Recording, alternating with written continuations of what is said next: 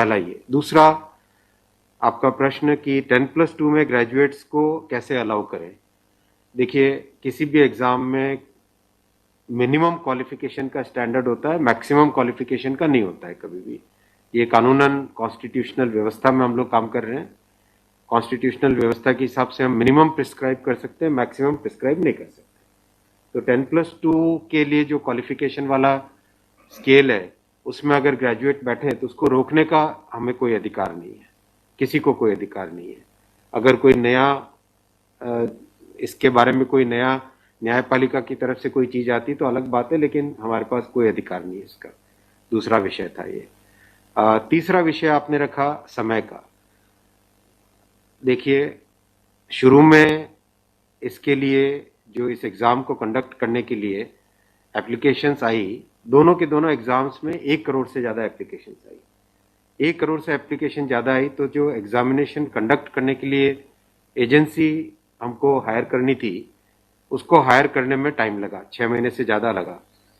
Naturally इतनी बड़ी संख्या में अगर एग्जाम करना है देश में, तो अपने आप में वो एक बहुत बड़ा challenge. It's a Himalayan task, it's a huge task, it's a very very big challenging task.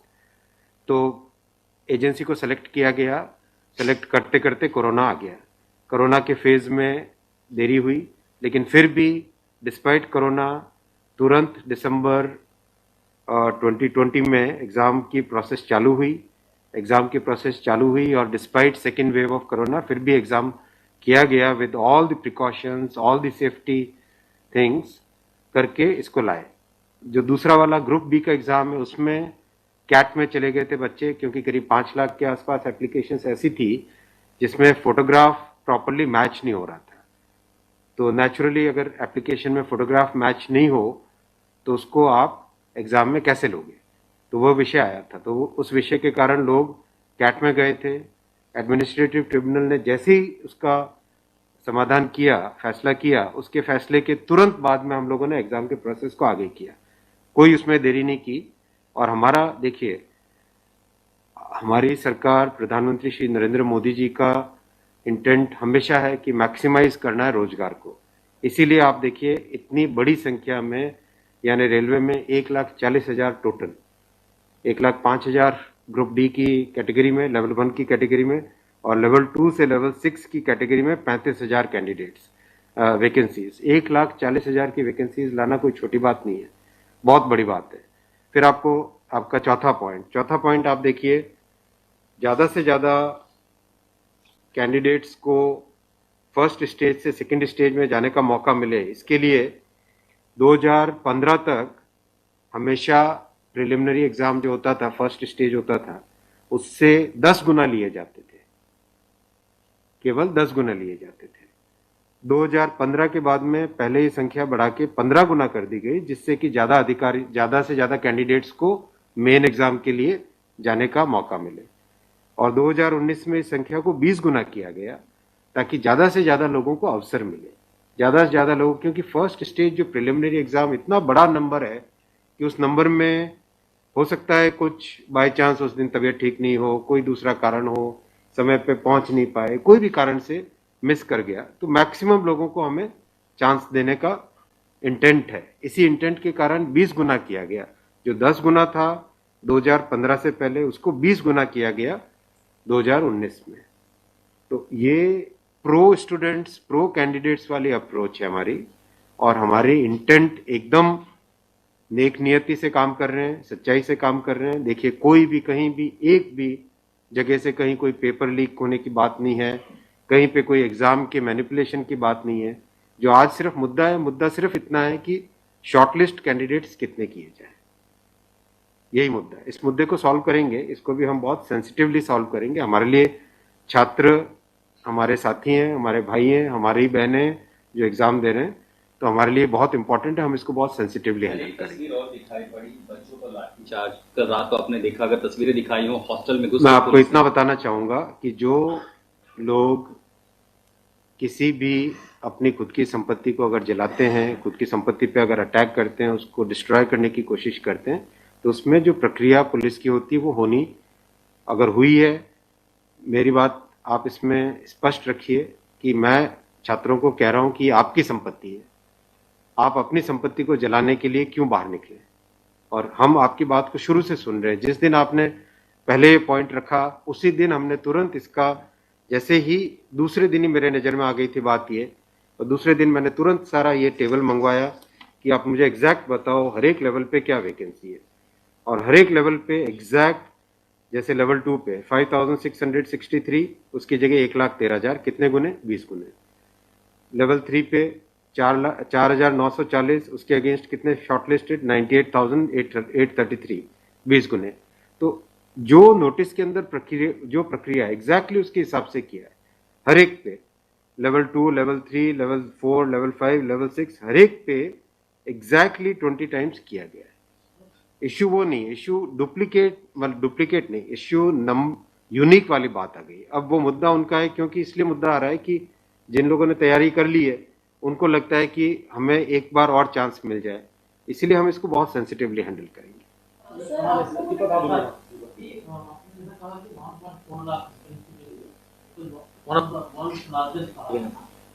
As of now, how many recruitment has happened and by when all these things will be done? Because it was announced. यही तो recruitment चल रहा है। देखो इतना massive, मैं आपको पूछूं कि वर्ल्ड का सबसे बड़ा एग्जाम कौन सा है?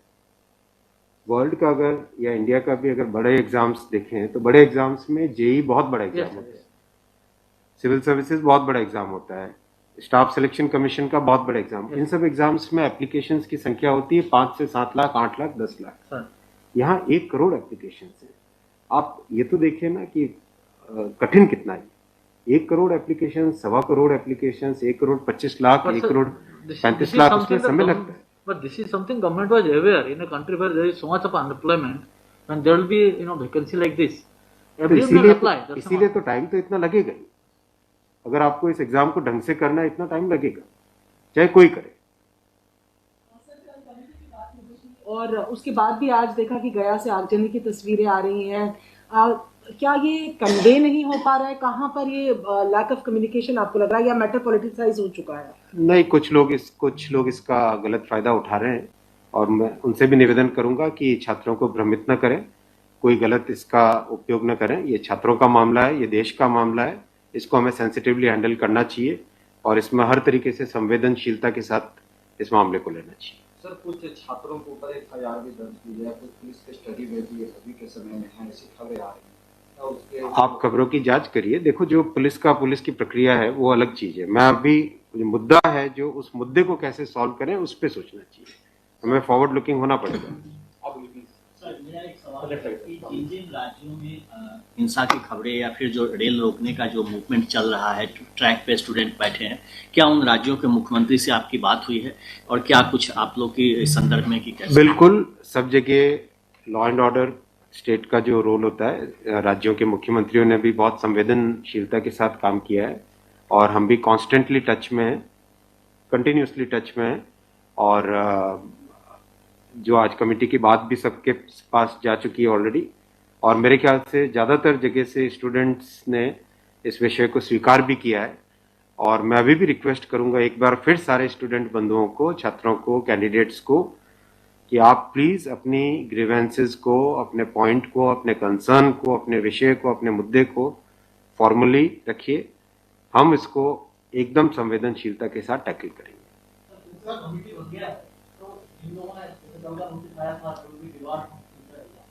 Will that also be considered because they did not know that this is going to happen? नहीं, देखो, कमिटी एक बहुत ही सीनियर ऑफिसर्स की है और ये कमेटी हर चीज को, जितने भी मुद्दे इसमें आएंगे और हर एक मुद्दे को जल्दी से जल्दी, इस पर कमेटी का टाइम लिमिट भी दिया। कितना टाइम दिया हमने? टाइम लिमिट टोटल 4 मार्च तक। जो कमेटी की रिपोर्ट आने का क्या मतलब, जल्दी से जल्दी हमारा एम है कि इस मुद्दे को बिल्कुल भी डिले न करके जल्दी से जल्दी सॉल्व करें। 16/2 तक सारे के सारे कैंडिडेट्स अपने कंसर्न सबमिट कर सकते हैं। 3 वीक्स टाइम दिया, I think that's a reasonable time, इससे ज़्यादा टाइम देने की ज़रूरत नहीं है। और कमिटी अपना सारे कंसर्न्स को एग्जामिन करके रिकमेंडेशंस देने का टाइम 4 मार्च दिया गया, तो कोशिश करेंगे उससे पहले अगर हो जाए, 4 मार्च से भी पहले अगर हो जाए। डिपेंड करेगा कि कितने रिप्रेजेंटेशंस आते हैं, और मोटे मोटे मुद्दे तो अभी आ चुके हैं पब्लिक में सबके, इसलिए मुझे नहीं लगता है कि इसमें बहुत ज़्यादा टाइम लगेगा। एक और आप कह रहे हैं कि जो मुद्दे हैं वो आपकी नॉलेज में आ गया है, मोटा मोटी ही सही आ गया है। दूसरी ओर ये कि जो आपके पैरामीटर्स हैं उस पर सब कुछ सही तरीके से लिया गया है, उसी तरह से शॉर्ट लिस्ट किया गया है। फिर इसमें प्रॉब्लम, फिर उसमें कमेटी आपको रिपोर्ट क्या करेगी और करेंगे क्या, इसका मतलब